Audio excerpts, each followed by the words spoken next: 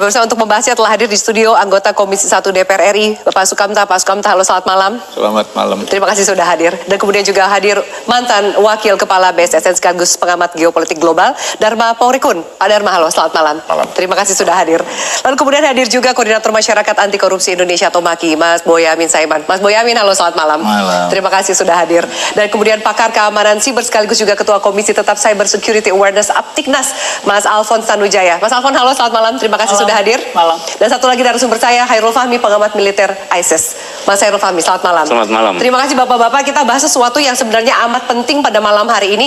Itu nilai yang data yang hilang itu mungkin bisa 20.000 triliun. Makanya Anda katakan itu harta karun sebenarnya. Harta karun nasional kita gitu. Baik, Pak. Jadi kalau dapat data semuanya berebut pengen mengelola karena ada urusan dengan anggaran. Tetapi ketika terjadi masalah berebut ngeles. Oke, Mas Dharma, Anda mau komentar lebih jauh. Pengalaman mungkin di BSN seperti apa? Baik, makasih. Saya akan mengajak kita tidak melihat kepada hal yang teknis, hal yang terlalu sempit. Sebenarnya kita harus dalam melihat persoalan ini harus mengejar apa akar masalahnya. Ini yang tidak pernah dibahas selama ini. Bahwa kenapa kita sibuk dengan cyber security. Cyber security itu adalah industri. Artinya industri itu akan selalu muncul, ya, karena sudah kita ada dalam era revolusi industri, di mana era revolusi kehidupan. Cyber security, cyber itu apa sih? Harus paham dulu, jangan kita latah. Setiap kali ada teknologi senang kita mengikuti, tapi kita lupa siapa penginisiasi teknologi ini, apa latar belakangnya, kemana tujuannya. Ketahuilah udang di balik batunya. Kita selama ini kebakaran jenggot. Begitu ada persoalan ini tergopoh-gopoh, lalu mengadakan self-defense mechanism, seperti yang lempar sana, lempar sini kan. Tapi mari kita kembali kepada akar masalah. Apa akar masalah? Ini adalah agenda politik global. Menyerang Indonesia? Bukan cuma Indonesia. Ingat, agenda politik global. Kita masuk dalam era globalisasi. Globalisasi adalah suatu era yang menyatukan seluruh sistem teknologi informasi untuk mengontrol seluruh kehidupan manusia di dunia, ya, dalam segala aspek kehidupan, sadari atau tidak. Ya, bahkan kemarin ketika COVID sendiri, di belakangnya ada huruf ID, identity digital. Sadar tidak bahwa ini semua adalah permainan politik global yang akan menguasai seluruh dunia hanya dengan satu tombol. Tapi kalau data kita kuat dan kemudian bisa mengantisipasi, jadi nggak sekuat apapun data kita mengantisipasi backup gitu, pasti akan kertas juga. Akan kertas. Anda setuju Mas Alfons dengan teori Pak Dharma ini? Nanti dulu. Ya, akan kertas. Kenapa? Yang bikin alat mereka kok, yang jual alat mereka, anggaran dipakai untuk membeli alat mereka. Uang yang kita pakai untuk membeli adalah anggaran yang kita pinjam dari mereka.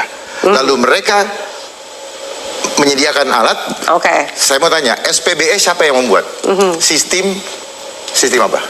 Pemerintahan berbasis elektronik. Itu ide dari siapa?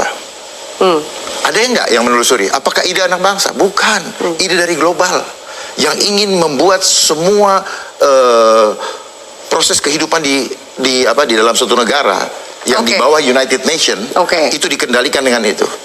Apa tujuannya? Mereka ini adalah artificial intelligence. Mereka tidak perlu datang mengirim orang. Cukup dengan alat artificial intelligence, semua data diambil. Gitu ya? Nah, kuncinya di mana? Kuncinya di mana? Hanya satu, internet. Kuncinya di internet? Internet. Baik. Kita harus jeda dulu. Saya minta tanggapan juga dari Mas Faid, termasuk juga Mas Boyamin. Apakah ternyata memang isunya ini bukan sekedar nasional, tapi juga ada campur tangan global? Kita lanjutkan sesaat lagi. Tetap bersama kami. Ya, kalau kita bicara pertahanan, dalam konteks pertahanan, ya pasti kita menyinggung masalah yang disampaikan oleh Pak Dharma tadi ya. Jadi memang kesannya itu kayak nggak mungkin ya. Tapi ya kalau kita mau sedikit merenung ya memang ya itu sangat mungkin ya. Kenapa misalnya kalau dari segi pertahanan semua kita berpikir dari apa yang kemungkinan terburuk ya. Kemungkinan terburuk itu yang kita listening dulu. Iya. Jadi kalau dikatakan di Komisi 1 kemarin muncul kalimat yang menyebutkan kebodohan begitu. Itu Iya. saya kira ya itu sangat wajar muncul gitu ya, karena kemungkinan terburuknya itu kan pasti nggak ada yang ini nggak ada yang aman gitu ya, nggak ada yang aman, semua nggak aman.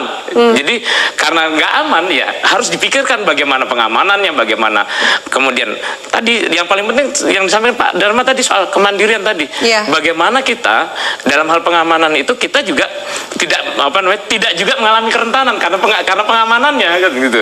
Kan jadi konsentrasinya Pak Dharma kalau Iya. karena Kalau ini global, teori global ini pakainya ordal. oh iya kan anak muda sekarang kan begitu, ordal begitu kan. Mas Dharma, kira-kira nyampe nggak kita untuk mencari siapa gitu kalau melihat loh ini kalau Komisi 1 menanyakan siapa nih yang menginisiasi pertama datanya dipusatkan, mungkin nggak ketahuan. Kita masih bicara teknis ya. Sebenarnya kita mau menyelesaikan masalah the whole Issue. problem atau hanya mau bicara di sini. Ini akan berulang lagi. Saya jamin 1000%. Siapapun yang memimpin, ini data udah bocor udah Terus lama. mesti gimana dong? Kembali ke akar masalah. Akar masalahnya apa? Tidak ada pemimpin yang mengerti apa agenda daripada cyberspace. Cyberspace adalah is life engineering. Saya udah tulis di buku saya. Oke. Cyberspace is life engineering. Bapak tadi mengatakan social engineering. Ya. Social engineering terjadi setelah setiap pribadi di engineering. Makanya didahului dengan adanya gadget. Gadget ini adalah ruang cyber. Oke. Ya, di mana semua kehidupan dideskrip di situ. Oke. Ya, jadi data-data itu udah pasti hilang karena ilmu yang dipelajari oleh ahli semua textbook, ilmunya yang bikin teknologi diajarin ke kita. Yakin nggak kalau diajarin semuanya? Yang diajarin ada 7 layer. Apakah cuma 7 kalau dia punya 20? Ya? Oke. Lihat sekolah sebentar biar Ya. paham betul supaya kita jangan hanya mengejar jam tayang tapi nggak menyelesaikan masalah. Ya, oke. Anda bisa percepat supaya kesimpulannya bisa didapat gitu? Ya, kita harus punya. Apa yang perlu dilakukan pemerintah? Kita harus punya industri teknologi mandiri dulu. Oke, Ya. oke. Kita bagi dua. Satu, kita kembali industri mandiri. Kenapa tidak ada handphone mandiri? Handphone buatan Indonesia. Singapura punya Oppo, ini punya Oppo. Ada apa dengan Oke. perindustrian? Kenapa tidak kerjasama antara university dengan perusahaan swasta industri untuk menjadi pengembang? Jadi langkah pertama kemandiriannya disiapkan dulu oleh Nah, negara. Sekarang nggak, ini kan kita sudah jalan. Oke. Ya, kita tetap jalan kemandirian, tetapi yang ini kita selesaikan penegakan hukumnya. Ya. Loh, siapa yang tanggung jawab? Oke, Sebentar. Oke. Siapa yang tanggung jawab? Baik, supaya nggak potong. Kita belum punya undang-undang keamanan cyber. Undang-undang keamanan cyber. Belum Apakah bisa masuk dalam undang-undang pelindungan data pribadi yang bentar lagi akan berlaku di 2024? Usai jeda pemirsa, tetaplah bersama kami. PR semua kalau kita lihat sekarang ini PR semua. Terus dari mana dulu? Nah, tadi kebijakan. Kita belum punya undang-undang keamanan cyber. Sudah berapa kali BSSN bahkan itu teriak soal kebutuhan undang-undang keamanan cyber. Mereka punya mandat menjamin keamanan cyber, tapi perangkat untuk melakukan action yang real, yang konkret itu nggak ada. Gitu Oke. Baik, catatan kebijakan lah minimal terlebih dahulu. Baik, terima kasih Bapak-Bapak untuk diskusi kita yang menarik. Semoga juga bermanfaat untuk pemirsa kami. Pemirsa, jadi mau berapa kali lagi data negara diretas dan diperjualbelikan? Perlindungan ala kadar padahal memakan anggaran yang besar.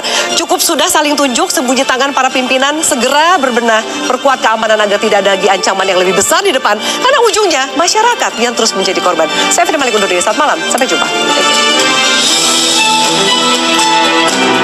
Thank you.